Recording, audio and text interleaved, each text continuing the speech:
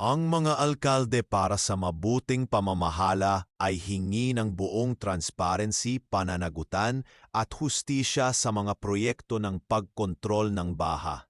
Nanawagan ang Mayors for Good Governance para sa ganap na transparency at accountability sa investigasyon ng umano'y malawakang korupsyon sa flood control at iba pang mga proyektong pang-imprastruktura.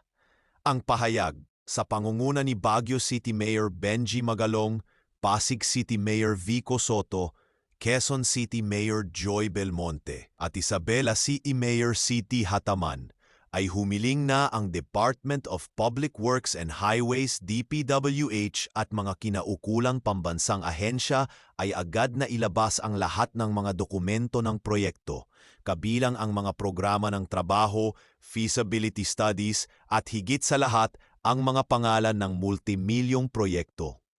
Ang transparency ay hindi na opsyonal, ngunit isang tungkuling na utang natin sa bawat Pilipino, sabi ng grupo. Nagpahayag ng suporta ang mga alkalde sa direktiba ni Pangulong Ferdinand Marcos Jr. sa kanya.